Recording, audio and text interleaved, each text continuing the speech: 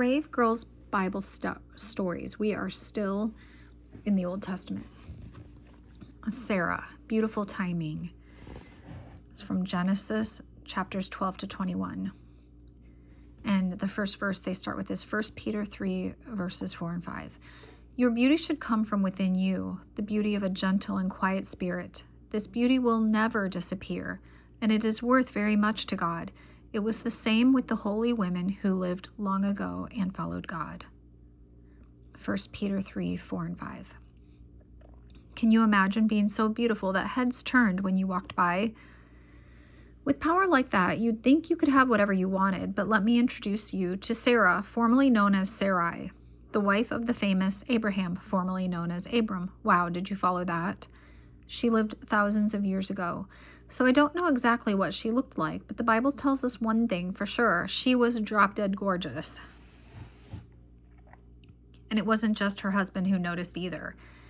It sounds like just about every place she went, people thought she was pretty awesome. But brave Sarah didn't just shine because of her outward beauty. You see, beauty, as great as it may seem, doesn't last. We all go gray and get wrinkles as we age, just like Sarah did. But God grew a timeless beauty in her heart, and it still shines when we tell her story. God may have made Sarah pretty on the outside, but the beautiful transformation that happened in her heart is the real story to tell.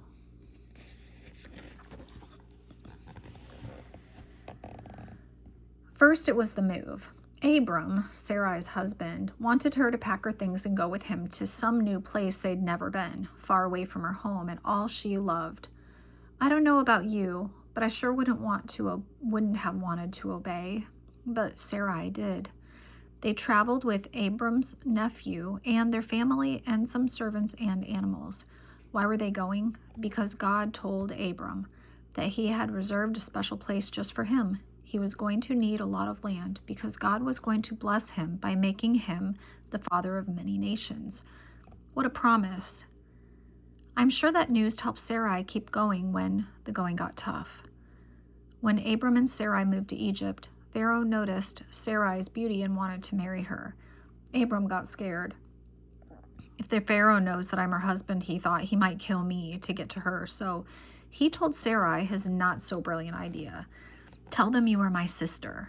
Yikes, poor Sarai ended up away from her husband and in the Egyptian king's palace. Fortunately, God was not okay with this ridiculousness and stepped in to save Sarai and got her back where she belonged, with Abram.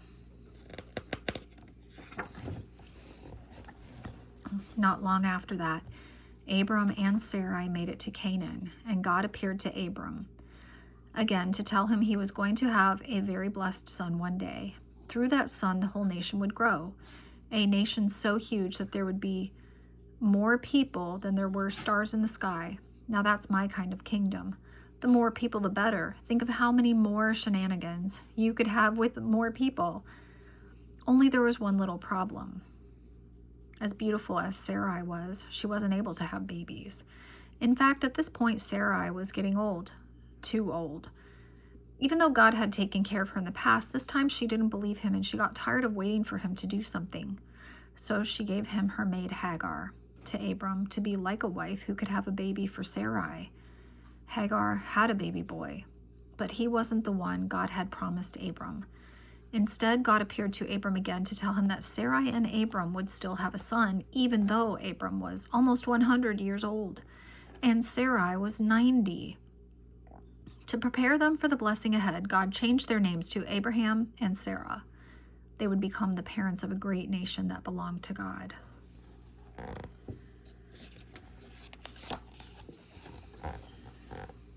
A while later, Sarah got to hear the news for herself. When the Lord appeared to Abraham again and told him Sarah would have a son by this time next year, Sarah was listening from behind. Wrinkled and no longer the young beauty she had been, Sarah laughed to herself and said, "My husband and I are too old to have a baby." But the Lord asked Abraham, "Why did Sarah laugh? Is anything too hard for the Lord?" The answer was no. Within the year, Sarah gave birth to a baby boy, Isaac, who became the father of Jacob. And Jacob was the father of God's great nation, Israel. Glory says, I love beautiful things, and I think it's awesome that God chose someone as gorgeous like Sarah, to be the mother of Israel. But Sarah was a lot more than just a pretty face. She was a real person who lived a hard life and learned how important it is to trust God in the middle of it. But why do you think God waited so long to give Sarah her son? Isaac wasn't born when Sarah was young and beautiful, but when Sarah was old and wrinkled. If you ask me, I say God's answer is about time, trust, and true beauty.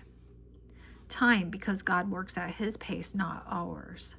Trust, because we need to believe God's promises. And true beauty happens not when we're looking good on the outside, but when we wait for God to work it inside us. Sarah's story reminds me of the beautiful truth. Nothing is too hard for the Lord. He can do whatever he wants through me and you. He has a plan for each of us that's bigger and better than we can imagine. Like Sarah, we just need to wait for him. Lord, thank you that nothing is too hard for you.